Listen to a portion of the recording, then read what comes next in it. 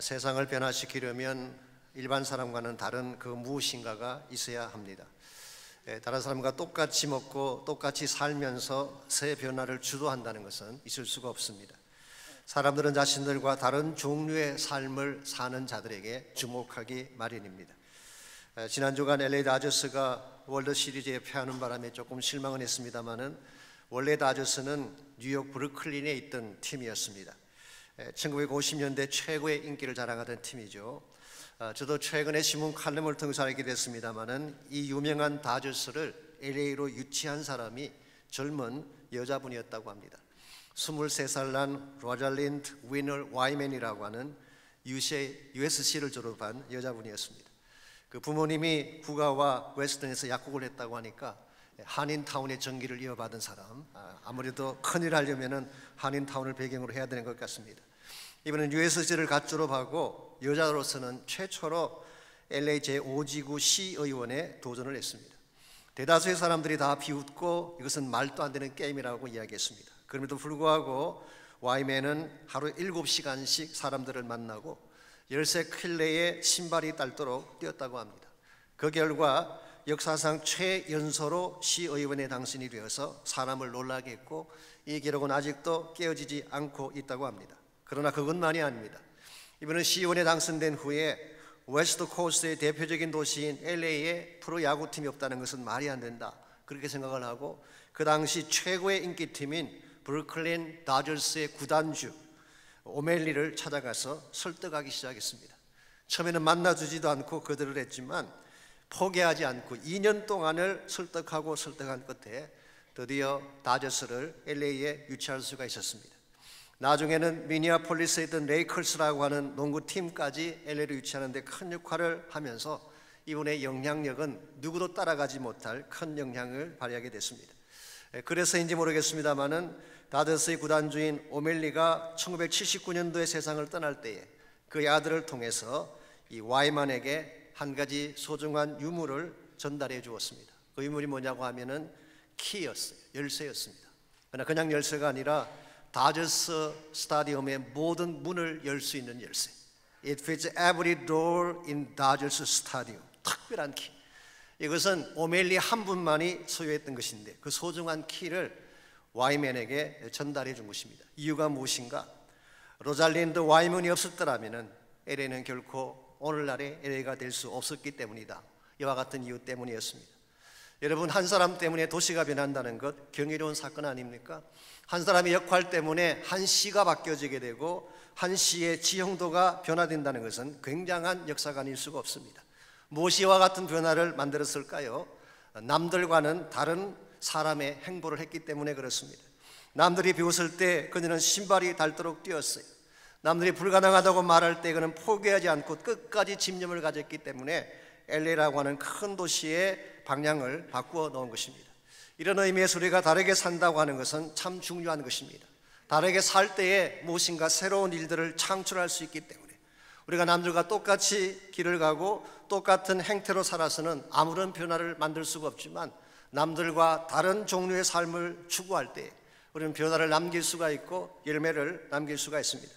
저는 크리스찬 삶도 마찬가지라고 생각합니다. 하나님께서 여러분 가족을 이 땅에 보내신 것은 그저 그렇게 살다 오라고 보내신 것이 아니라 세상을 변화시키고 세상을 바꾸라고 이 땅에 보내신 것입니다. 우리가 이 세상을 변화시키려면 세상과는 다른 그 무엇인가가 있어야 합니다. 세상과 똑같이 살고 세상과 똑같이 행해서는 아무런 변화도 가져올 수가 없지만 세상이 가지지 못한, 세상이 줄 수 없는 그 무엇을 우리가 소유하고 나눌 수 있게 된다면 우리 삶을 통해 이 세상은 바뀌어지기 시작할 것입니다. 여러분과 제가 크리스찬으로서 세상을 변화시킬, 세상이 가지지 못한 다른 것이 과연 무엇일까요? 그것은 우리의 능력이 아닙니다. 우리가 아무리 능력이 많아도 세상적인 능력과 비교할 수가 없기 때문에 우리의 재능도 아닙니다. 아무리 재능이 뛰어난다고 하지만 오늘 이 세상의 재능을 따라갈 수가 있겠습니까? 물질적인 부나 지성의 극대치도 아닙니다. 우리가 아무리 많은 돈을 갖고 아무리 많은 지성을 연만다고 하더라도 세상을 따라갈 수가 있겠습니까? 우리가 세상을 변화시킬, 세상이 가지지 못한 특별한 남다름이 한 가지 있다면 그것은 바로 예수 그리스도께서 보여주신 사랑의 삶이라고 할 수가 있습니다. 예수님께서 보여주신 사랑의 삶은 일찍이 누구도 흉내낼 수 없었던 것이었습니다. 그분의 사랑의 깊이와 넓이는 누구도 따라갈 수가 없었어요. 만약 우리의 가슴 가운데에 이와 같이 특별한 예수 그리스도의 이 사랑의 가슴이 우리 안에 심겨져서 이 사랑을 통해 사랑이 주도하는 종류의 삶을 살아가게 된다면 분명히 우리 때문에 세상은 변화될 수가 있습니다. 오늘 여러분들은 과연 사랑이 주도하는 삶, 세상이 갖지 못한 독특한 크리스찬적인 사랑의 삶을 실천하며 사시는지요? 우리가 이것을 실천하지 않게 되면 아무리 교회 생활을 오래 하고 교회에 대한 많은 지식을 갖고 있다고 하더라도 세상을 변화시킨 데는 도움이 되지 않습니다. 어떻게 할 때에 성경이 제시하고 있는 참된 사랑이 이끄는 삶을 행함으로 하나님이 기뻐하는 변화를 추구하고 하나님께서 원하시는 열매를 남기며 살아갈 수가 있을까요? 오늘 같이 봉독한 본문에 보시면은 세상을 변화시킬 참된 사랑의 삶이 어떤 것인지를 사도 바울을 통해서 우리 모두에게 소개해 주고 있습니다. 먼저 14절 말씀 보시면은 그 당시로서는 좀 파격적이라고 할 만한 말씀을 바울이 소개해 주고 있습니다. 14절, 너희를 박해하는 자를 축복하라, 축복하고 저주하지 말라고 했습니다. 여기 박해라고 하는 말은 의도적인 핍박을 말합니다. persecution이라고 번역할 수 있는 단어. 이것은 사람들을 잡아가두고 때리고 죽이는 사악한 행위를 말하는 것입니다. 만약 누군가가 나에게 이와 같은 박해를 가한다면, 이와 같은 무고한 해를, 악을 가한다면 우리가 보일 반응은 대체적으로 어떤 것일까요? 아마 미워하고 저주하는 것일 것입니다. 어떤 사람은 이빨을 갈며 복수를 시도할지도 모르겠습니다. 그런데 바울은 저주나 복수가 아닌 축복을 하라, 그렇게 말씀하고 있어요. 이것은 그 당시 로마 사회 윤리 기준으로서는 상상할 수 없는 일이었어요. 사람을 해하였으면 마땅히 그 대가를 지불하고 죽어야지 어떻게 나를 해친 사람을 축복하라고 말하는 것일까요? 심지어 그것은 그 당시 유대인들의 윤리 기준도 넘어서는 것입니다. 출애굽기 21장 24절에 보면 소위 말하는 동해 복수법이라고 부르는 법이 나옵니다. 라틴 말로 렉스 탈리오니스라고 하는, 내가 받은 만큼 갚아주는 것이 동해 복수법이에요. 이는 이로, 눈에는 눈으로, 발에 해한 상처는 발로, 된 것은 된 것으로, 때린 것은 때림으로 갚아라. 이게 소위 말하는 동해 복수법입니다. 많은 분들이 이것을 오해하시지만 실제로 이것은 그 당시 사회를 보호하기 위한 보호법이었어요. 눈을 상하게 했으면 눈만 뽑아야지 다른 것도 해치면 안 된다. 우리가 받은 상해에 대한 이 보응을 제한하기 위한 일종의 보호법을 말한 것입니다. 이것은 유대 사회에서도 공용화되어졌고 사실은 고대 사회의 많은 법들이 이것을 적용하며 살았는데, 오늘 본문의 말씀을 통해서 바울은 아예 복수 자체를 내려놓으라고 말합니다. 그리고 박해를 가한 자에게 축복을 안겨주라, 그렇게 말씀하고 있습니다. 여러분, 이것이 어떻게 가능한 것일까요? 나를 해친 자에게 복수하는 것이 마땅하고 나를 미워하는 자를 저주하는 것이 마땅한데 바울은 저주하지 말고 축복하라, 그렇게 말씀을 하고 있습니다. 이와 같은 명령이 가능했던 이유가 무엇일까요? 그 이유는 바로 그들의 주님 되신 예수 그리스도가 보여주신 십자가 사건 때문이었어요. 우리가 알고 있는 것처럼 예수님은 자신을 모함하고 배신했던 그 사람들을 향해, 옷을 벗기고 채찍했던 그들을 향해, 침을 뱉고 뺨을 때린 그들을 향해, 손과 발에 못을 박고 창으로 찌르는 그들을 향해 뭐라고 선포하셨습니까? 하나님, 저들이 아는 것을 저들이 알지 못합니다. 저들의 죄를 용서해 주십시오. 예수님 마지막 처절하게 돌아가시는 순간까지도 사랑을 선포하고 용서를 선포했어요. 심지어 그를 찔렀던 이 사람들마저도 저주의 대상이 되지 않고 예수 그리스도의 보혈로 말미암아 구원받게 하신 사건, 이게 우리가 알고 있는 십자가 사건이고, 이것이 초대교회가 붙잡기를 원했던 하나님의 진정한 사랑의 내용이었습니다. 저는 여기에 기독교 신앙의 핵심이 있다고 생각합니다. 로마 제국을 뒤엎었던 힘이 여기서 나왔다고 저는 생각을 합니다. 여러분, 무력이나 사람들을 동원하는 데모의 군중들을 통해서 로마 제국이 엎어졌나요? 그렇지 않습니다. 이해할 수 없는, 납득할 수 없는 십자가의 사랑, 원수까지도 품고 안고 축복했던 예수 그리스도의 십자가 사랑이 그 막강한 로마 제국을 뒤엎은 것이에요. 저는 지난 2000년 동안 세계를 변화시킨 진정한 파워가 여기에 있다고 생각합니다. 예수 그리스도의 이 십자가의 사랑, 원수까지도 사랑하고 용납하고 축복함을 보여주셨던 예수 그리스도의 십자가 사랑이 이 땅을 변화시켰고 세상을 바꾸어 놓은 것입니다. 오늘 여러분과 제가 참된 크리스찬으로서 이 세상 사람들에게 감동을 안겨주기를 원하신다면, 여러분과 제가 이 세상 안에 살면서 무엇인가 다른 종류의 삶을 보여주기를 진실로 원한다면, 우리 예수님께서 우리 가슴 속에 심겨주셨던 사랑의 가슴을 갖고 사는 것입니다. 그때에 우리 자신에게도 복이 되지만 우리 때문에 주변에 은혜가 임하기 시작하고 회복의 역사들이 일어나는 것입니다. 오늘 세상 사람들은 흔히 명함에다가 여러 가지 직함을, 여러 가지 타이틀을 새겨 다니면서 나 이런 사람이야, 이 명함에 박힌 자기의 타이틀을 가지고 자신을 드러내고 자기가 남들과는 다르다는 것을 보여주기를 원하지만, 여러분과 제가 보여줘야 될 명함은 그런 명함이 아닙니다.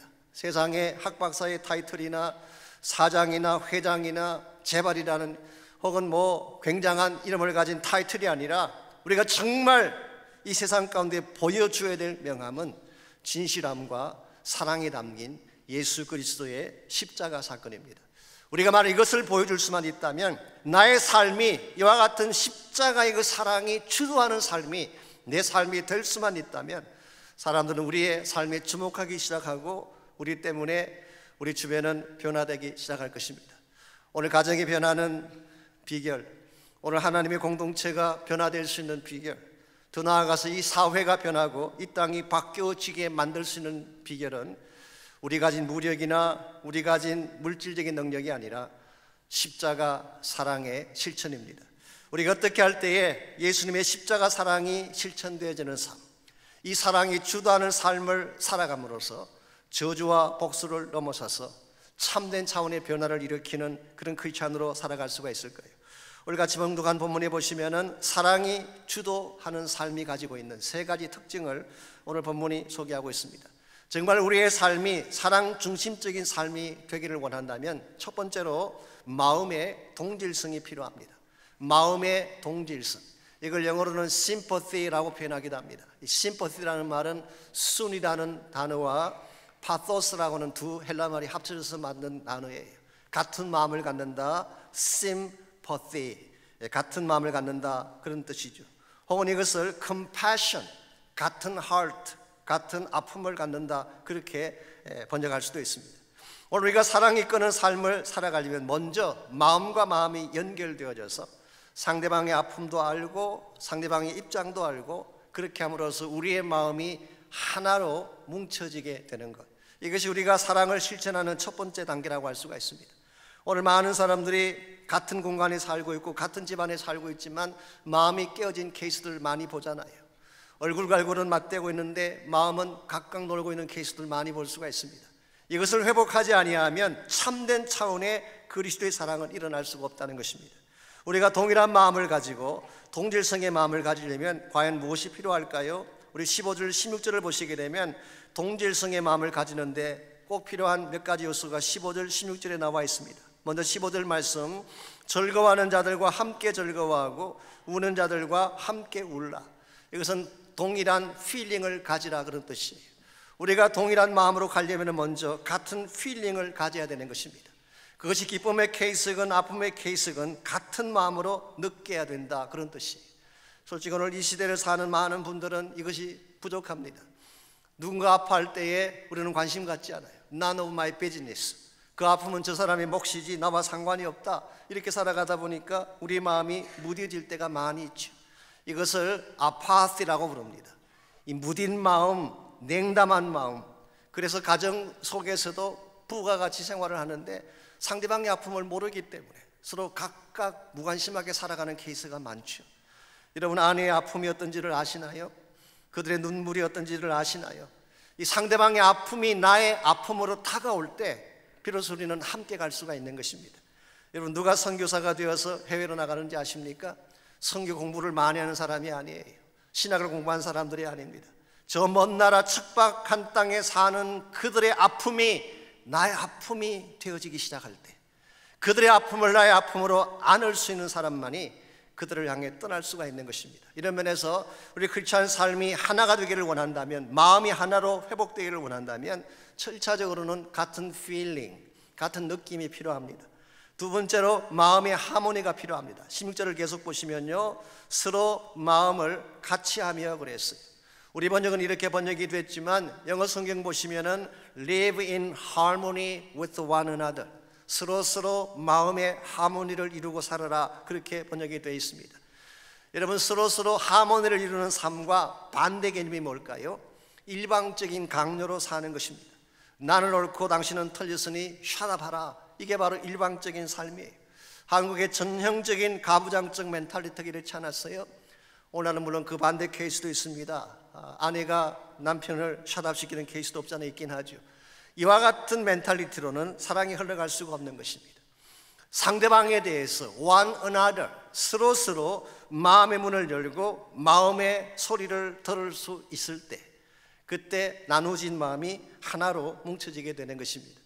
사실 자녀와의 관계도 마찬가지입니다. 일방적인 통제나 일방적인 명령만으로 자녀가 변하지 않아요. 오히려 그 반대 경우가 훨씬 더 많습니다. 얼마 전에 한국에서 발간된 책 중에 정서적 흑수저와 정서적 금수저라고 하는 책이 나왔어요. 최성애, 조벽 교수 두 분이 쓴 책인데요, 오늘날 흔히 재벌의 아들, 물질적인 부를 타고난 사람을 금수저를 물고 나왔다, 그렇게 이야기하지 않습니까? 오늘 세상 사람들은 물질적인 금수저, 흑수저에 대해서만 관심을 갖고 있지만 이 책은 그게 전부가 아니라 더 중요한 흑수저와 금수저가 있다. 그것은 바로 정서적인 금수저다. 예를 들어서 재벌의 아들이 입에 물질적인 금수저를 물고 났다고 그 아들이 꼭 행복할까요? 만약 가정이 엉망진창이라면 정서적으로는 흑수저의 사람이 되는 것입니다. 이런 면에서 우리가 이 정서적으로 건강하고 바르게 되는 것은 참 중요한 가정을 이루어가는 요소가 되는 것인데, 저는 그 책 속에서 제가 잘 몰랐던 단어 하나를 발견하게 됐어요. 독친이라는 단어가 거기 나와요. 독친. 저로서는 처음 듣는 단어인데요, 영어 번역으로는 toxic parents. 이 toxic이라는 말 자체는 독소를 뿜어낸다, 그런 뜻이에요. 우리가 아이들에게 말을 할 때에 우리의 이 언어 속에 독이 담겨져 있으면 아이들에게 어떤 영향이 끼쳐질까요? 그 독을 품고 말을 하게 되면 아이들의 마음이 상할 수밖에 없죠. 어뷰스할 수밖에 없는 것입니다. 강요하며 통제할 수밖에 없는데, 이 독친 밑에서 아이들이 자라게 되면 어떤 결과가 주어질까요? 건강하고 행복한 아이가 나올 수 있을까요? 실제로 그 책에 보게 되면 이런 예화가 나옵니다. 미국의 네 과학자 중에 한 분인 존 메디나 박사가 있어요. 워싱턴 대학의 교수님이신데요, 그분에게 어떤 아빠가 질문을 했습니다. 어떻게 하면 우리 아이를 하버드에 보낼 수 있을까요? 이렇게 질문한 것은 하버드에 들어갈 수 있는 어떤 비결, 좋은 학원을 선택하랄지 SAT 점수를 올리랄지 입학 전략에 대해 무엇을 말해줄 것을 기대했는데, 존 메디나 박사는 뜻밖의 대답을 했어요. 집에 가서 당신 아내를 잘해 주십시오. Treat your wife nicely, 그렇게 이야기했어요. 엉뚱한 대답 같지만 저는 여기에 굉장히 중요한 의미가 담겨 있다고 생각합니다. 존 메디나 박사는 정서적 금수저를 말한 것입니다. 부부관계가 좋아야지, 이 자기의 엄마가 행복함을 누릴 수 있어야지 아이의 정서가 건강해지고, 그래야 공부도 잘하고 좋은 대학도 가는 것인데, 이와 같은 마음의 정서는 생각하지 아니하고 환경만 바꾸고 조직만 바꾸려고 하다 보니까 아이들도 상하고 우리도 상하게 되는, 이런 의미에서 과연 나는 톡식 패런트가 아닌지 점검할 필요가 있어요. 우리 안에 독이 있으면 독이 나오게 돼 있어요. 우리 안에 선뿌리가 있으면 선뿌리가 나오게 돼 있습니다. 톡식 와이프가 있어요. 톡식 허즈밴드가 있어요. 톡식 크리스찬이 있습니다. 이와 같이 내 마음속에 이 톡식, 이 독극물이 들어있게 되면 무엇을 하든 독이 나오고 좋지 아니한 포이즌이 쏟아나와지게 되는 것입니다. 만약 여러분의 마음 가운데에 혹시라도 이와 같은 톡식이 들어있다면 십자가 앞에 이것을 가지고 나오셔서 여러분의 마음을 처리하시기를 바랍니다. 내 마음속에 이와 같은 독소가 사라지고 예수 그리스도의 십자가 은혜가 내 마음을 장악하기 시작할 때 우린 깨어진 마음, 나누어진 마음들이 하나가 되고 한 뜻을 향해 나갈 수가 있는 것입니다.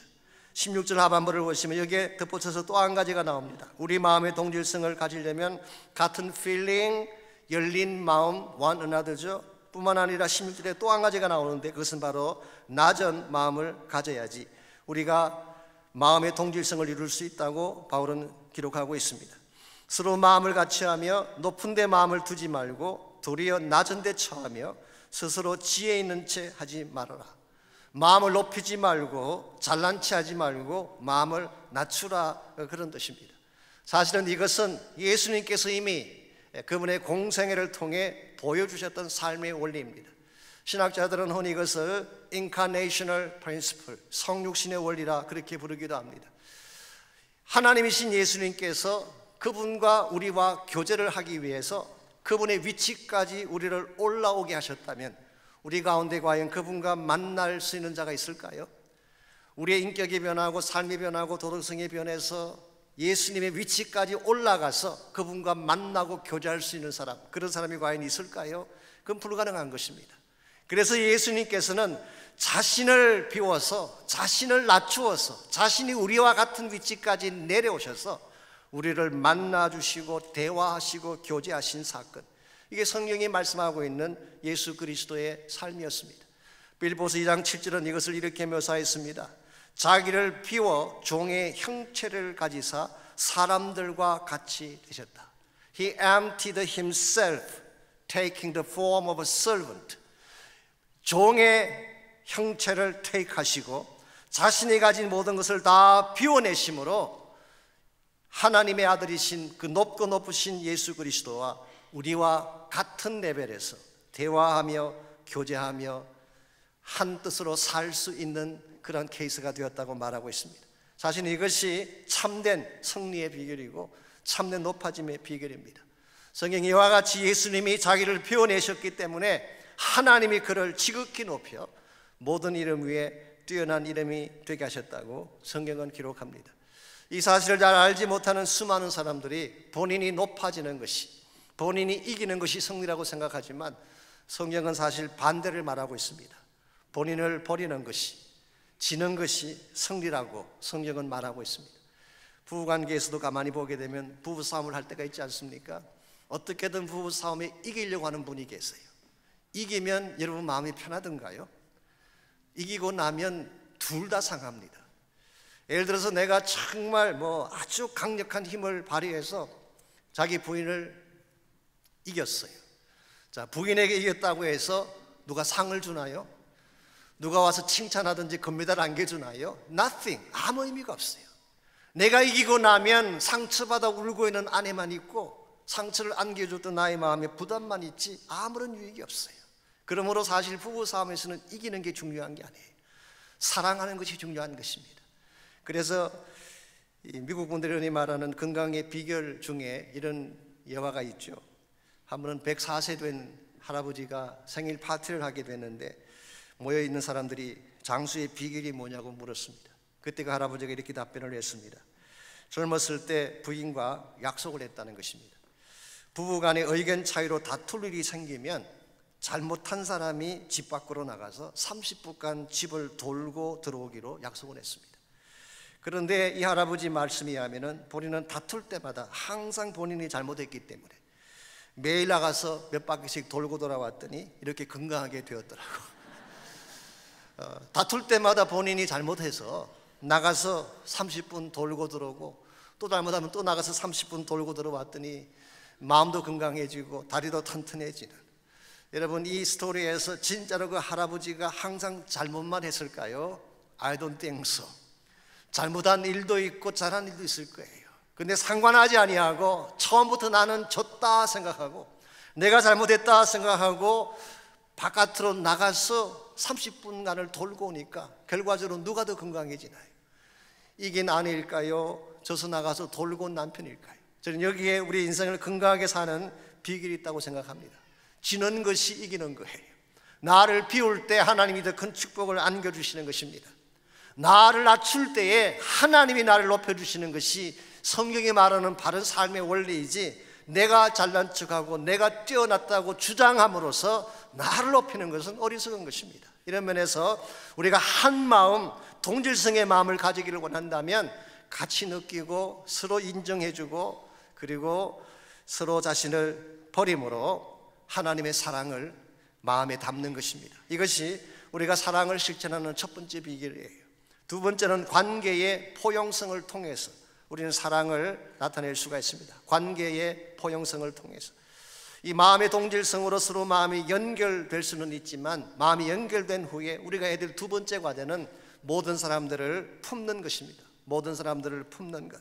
우리 17절 18절을 보시면은 사도 바울은 우리가 품고 함께 화목해야 될 대상들을 이렇게 소개하고 있습니다. 17절 아무에게도 악을 악으로 갚지 말고 모든 사람 앞에서 선한 일을 도모하라.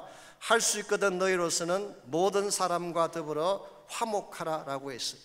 여기에서 반복되는 단어가 하나 있습니다. 아무에게도, to anybody, 모든 사람 앞에서, in the eyes of everyone, 모든 사람과 더불어, with everyone.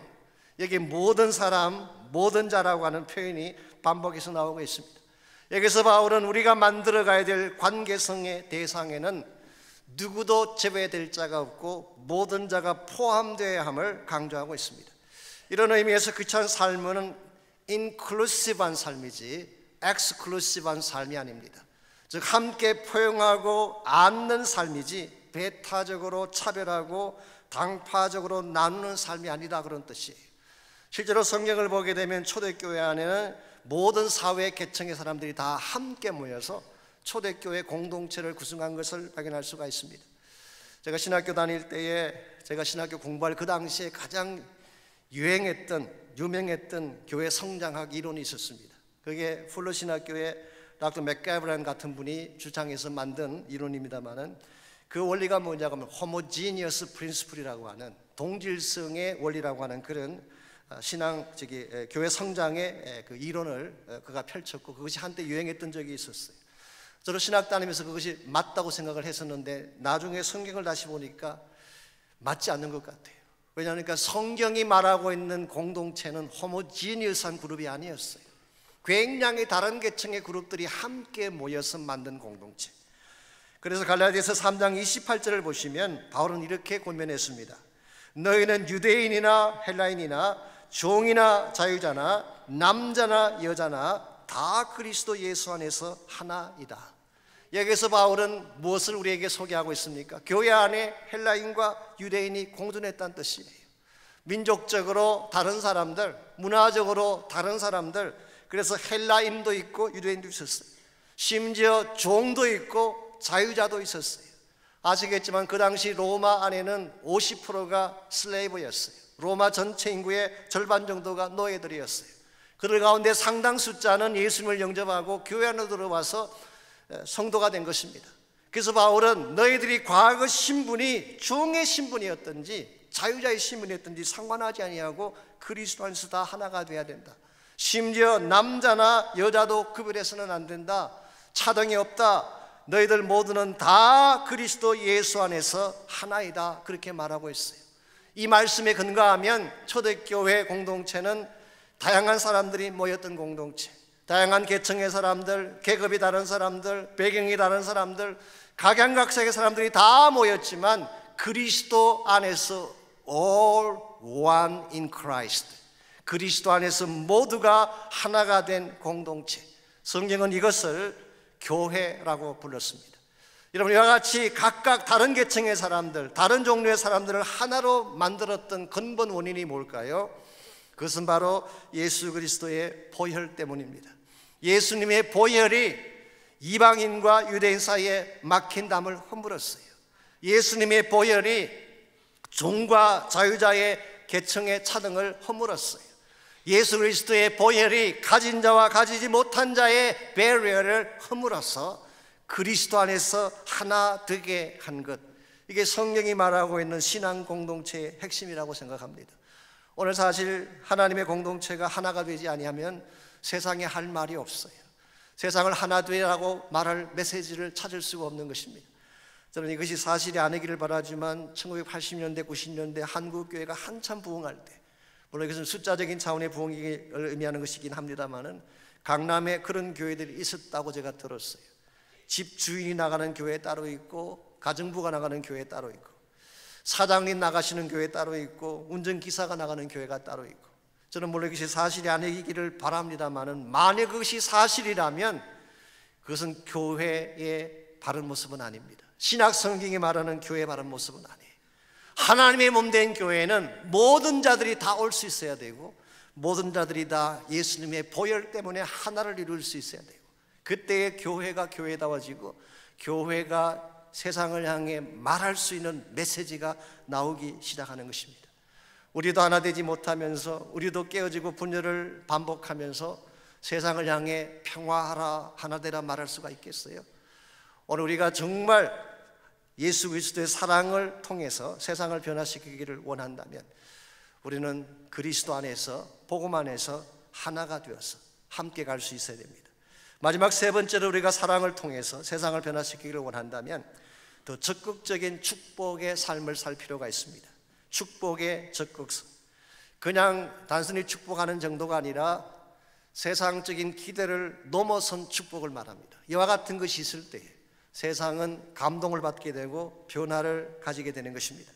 19절 말씀 보겠습니다. 우리 19절 말씀, 내 사랑하는 자들아 너희가 친히 원수를 갚지 말고 하나님의 진노하심에 맡기라. 기록되었으되 원수 갚는 것이 내게 있으니 내가 갚으리라고 주께서 말씀하시느니라. 자, 우리가 원수 갚는 것, 누가 나에게 잘못했을 때에 우리가 원수를 갚는다고 생각을 하는데 원수 갚는 것은 누구의 잡인가요? 그것은 하나님의 잡입니다. 우리의 잡이 아니에요. 우리는 가끔 하나님의 잡을 넘어서서 우리가 심판자가 될 때가 많이 있어요. 우리가 누구를 정죄하고 누구에 대해서 진노할 때가 많이 있는데 오늘 본문은 강조하기를 원수 갚는 것은 나의 잡이다. 하나님께서 하시는 거예요. 아무리 잘못한 자가 있어도, 아무리 나를 해치는 자가 있어도 이 원수를 갚는 분은 내가 아니라 하나님이 하신다. 이거는 성경이 말씀하고 있는 진리입니다. 그 반면에 우리가 해야 될 일은 무엇일까요? 20절 말씀 보시면 우리의 잡이 나와 있습니다.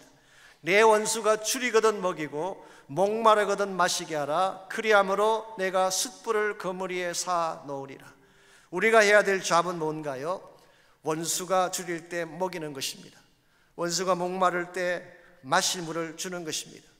그렇게 함으로써 원수가 내 리벤지의 대상이 아니라 오히려 내가 축복하고 더 많은 것을 쏟아 부어야 할 대상이 되게 하라. 이것을 20절에서는 선으로 악을 이기는 것이라고 표현하고 있습니다. 오늘 우리가 세상을 이길 수 있는 힘의 능력은 여기에 있습니다. 무력이 아닙니다. 조직력이 아닙니다.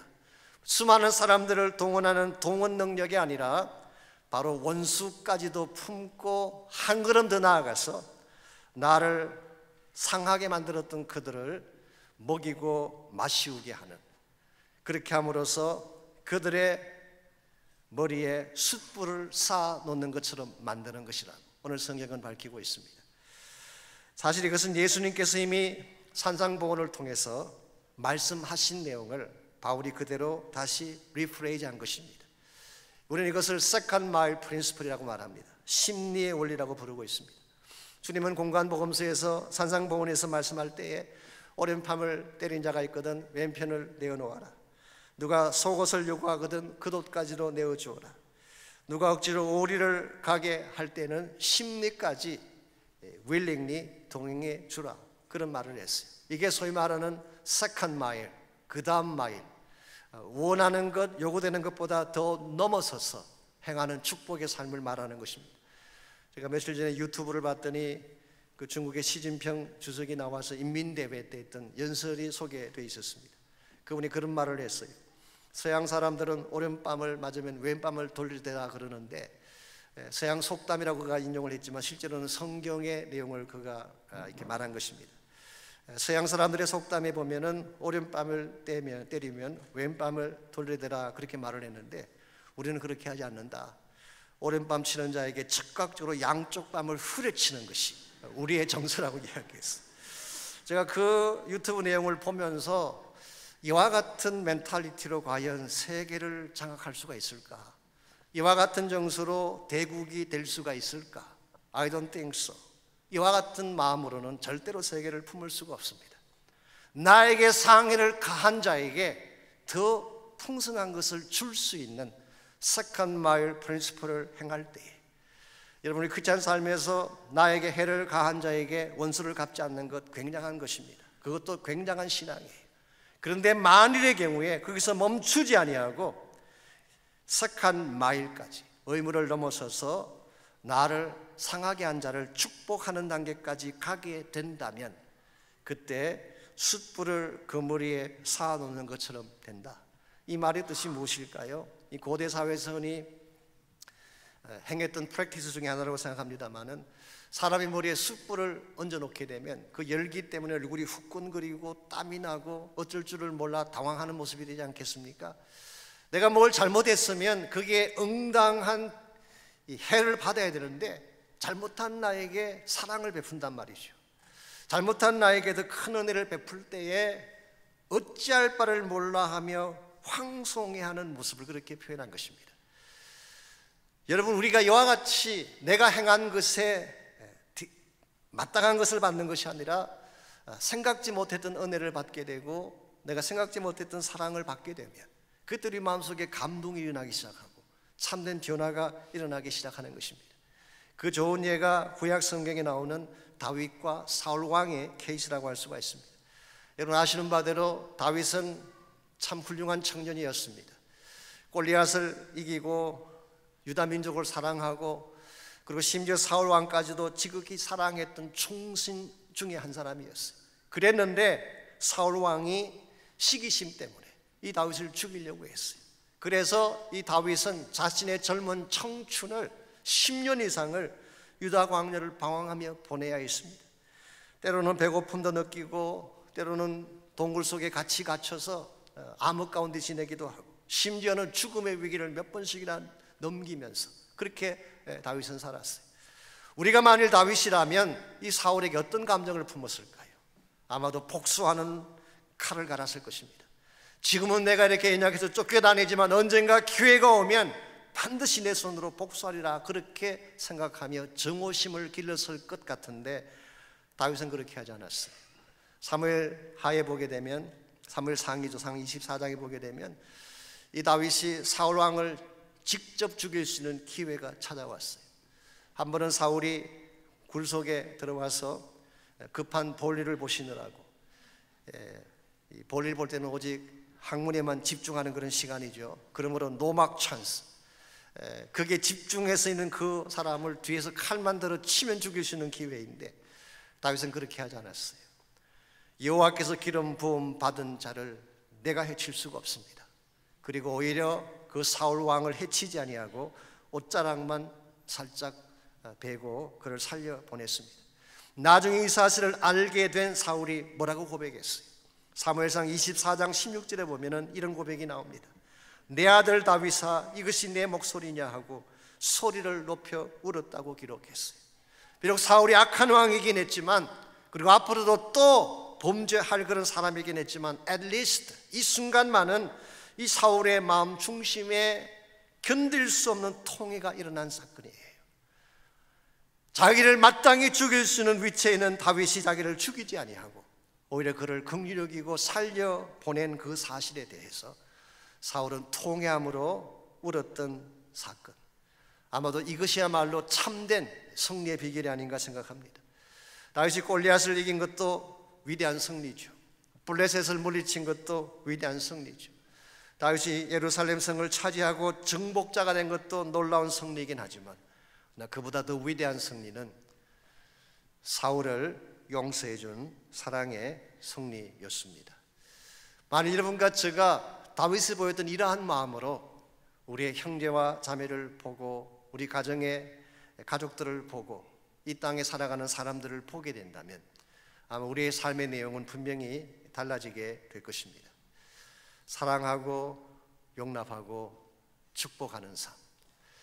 제가 이렇게 말씀을 드리면 여러분이 금방 이 말씀 듣고 행하실 것처럼 생각할지 모르지만 이것을 실행하는 것이 쉬운 일일까요? 아닙니다. 결코 쉽지 않습니다. 여러분께서 18절 초반부를 다시 한번 보시면 바울이 이 말씀을 기록하는 중에 한 가지 팁을 우리에게 주고 있어요. 할 수 있거든 이라는 말을 적고 있습니다. If it is possible.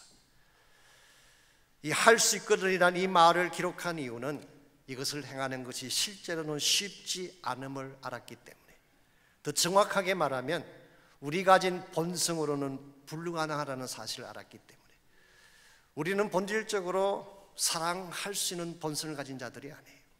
미워하는 데 훨씬 더 익숙해져 있어요. 남들을 저주하고 공격하며 파괴하는 데 훨씬 더 익숙해져 있는 사람이지 사랑하며 용납하며 축복하는 데 익숙하지 않습니다.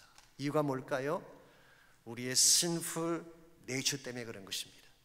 우리는 죄성을 가지고 있기 때문에 본질적으로 우리는 남들을 파괴시키고 미워하고 저주하는 데 더 익숙할 수밖에 없는 이와 같은 성향을 우리가 가지고 있기 때문에 우리의 노력이나 우리의 결심만으로 우리는 이것을 실천할 수가 없습니다.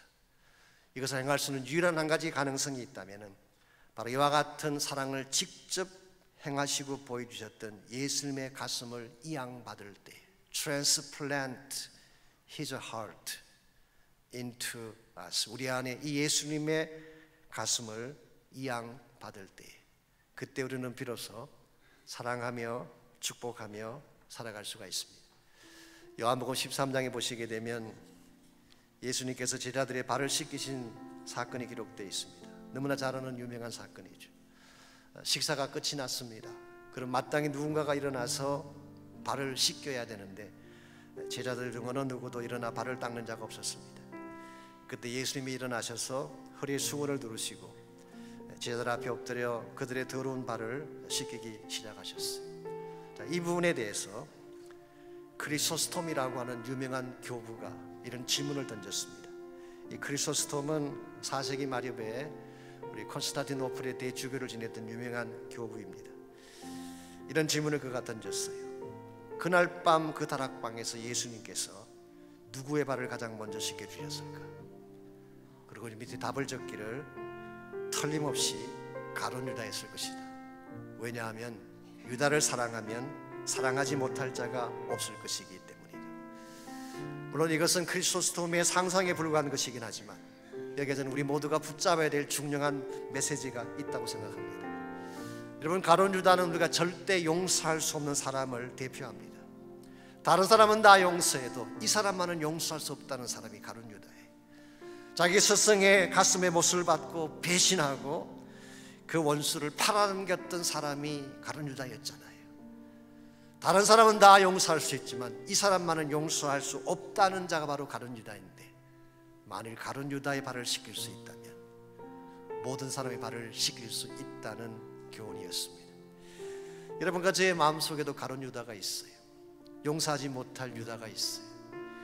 그가 여러분 가까이 있는 사람일 수도 있고 오래전에 알았던 친구일 수도 있고 혹은 여러분의 곁을 떠나갔던 누구인가일 수도 있습니다. 그가 누구이든지 여러분의 가룟 유다를 지우지 아니하면 절대로 행복한 인생을 살 수 없습니다. 우리 힘만으로는 안 됩니다. 우리의 노력과 결심만으로 되지 않습니다. 가룟 유다마저도 품을 수 있었던 예수 그리스도의 마음이 우리의 마음이 되어질 때, 예수님의 그 가슴이 우리의 가슴에 이식되어질 때, 성령께서 우리의 마음을 주도하셔서 나의 능력과 나의 힘이 아니라 성령이 다스리는 새로운 네이처로 우리가 변화되었을 때 우리는 가룟 유다를 품을 수가 있게 되고 그때 참된 사랑을 실천할 수가 있습니다. 오늘 이 시간에 여러분의 마음속에 혹시라도 아직도 가룟 유다가 남아있다면 이 가룟 유다를 예수의 십자가 앞에 가지고 나가십시오. 십자가 보혈 앞에 내려놓으시고 성령의 도우심을 요청하시기 바랍니다. 지워지지 않는 내 마음의 정오심을 하나님이 지워주십시오. 끊을 수 없는 과거의 상처를 성령께서 지워주십시오. 그래서 내가 새 마음 새 뜻을 갖고 다시 하나님이 다스리는 또 사랑이 주도하는 새로운 삶으로 인생을 살 수 있도록 힘을 달라고 기도하는 시간 가지시기를 바랍니다. 이 시간 같이 한번 한 목소리로 우리 결단의 기도, 헌신의 기도 함께 드리겠습니다. 함께 기도하겠습니다.